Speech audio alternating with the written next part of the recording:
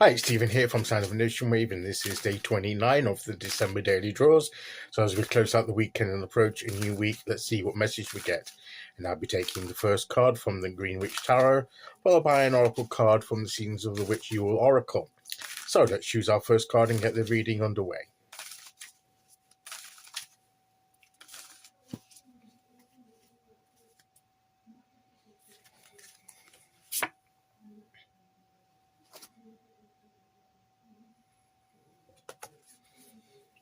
And we have the High Priest, or the Hierophant, as it's known in the traditional deck. Major number 5.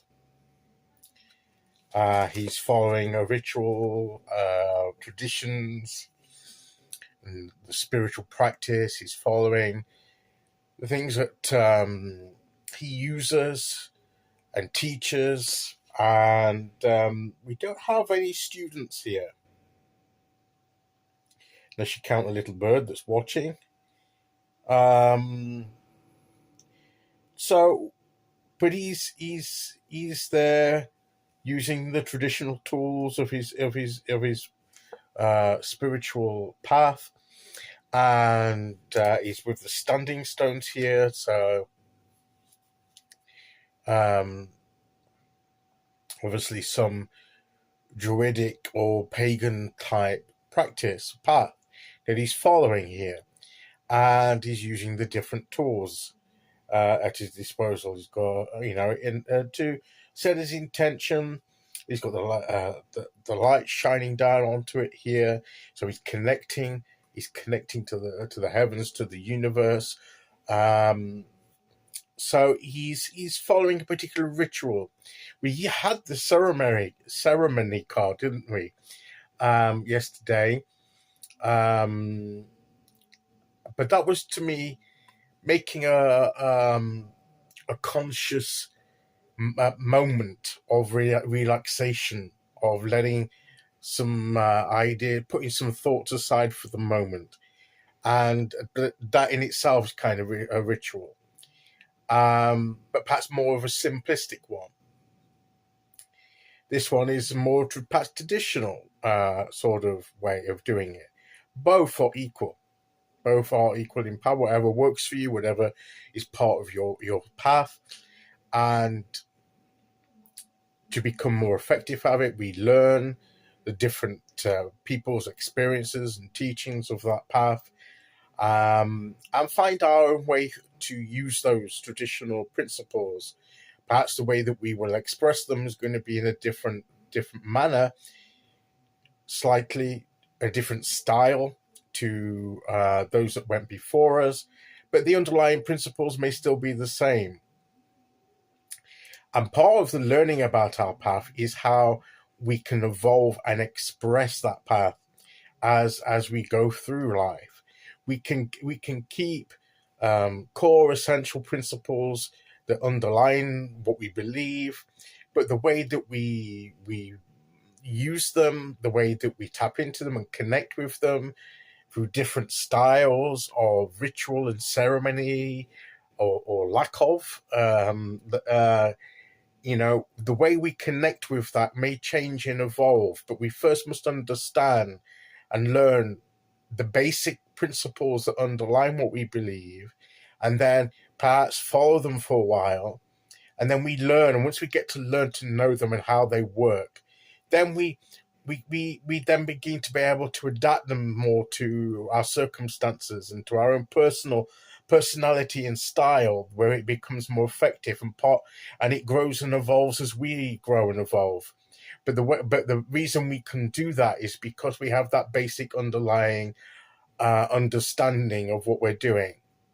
So there's two sides to this that perhaps the High Priest is saying to us, is that it's okay for your spiritual practice to change and evolve, but don't forget the spiritual principles that underline what you believe. Maybe part of it is revisiting what we believe. Have our beliefs changed? And thereby, are the underlying principles of what we believed before still applicable to us today?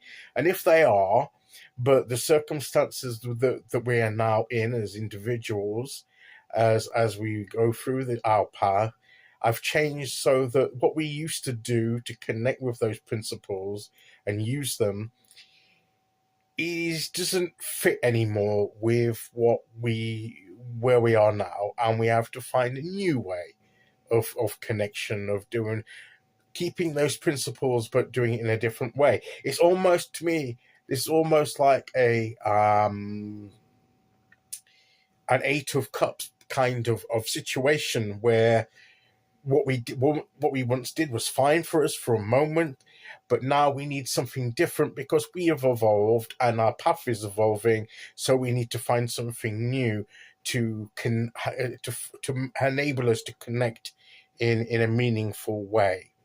So it's all about learning about the principles that underline our beliefs, what our beliefs are, and learning our own style, learning and developing our own spiritual path that is relevant to our lives at this moment.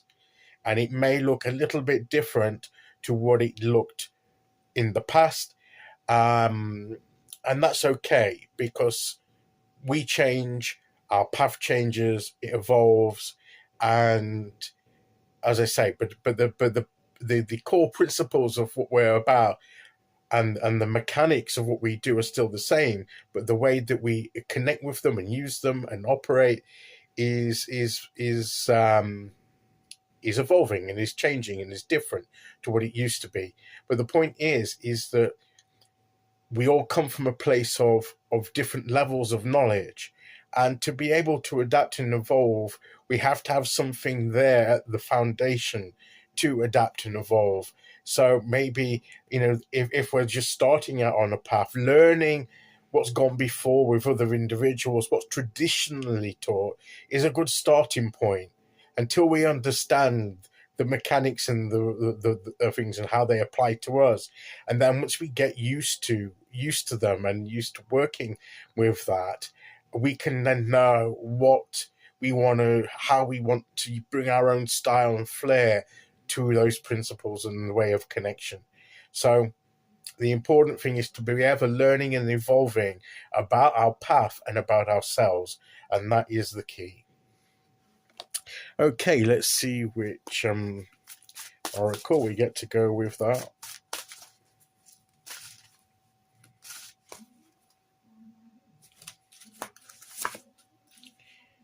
Ornaments.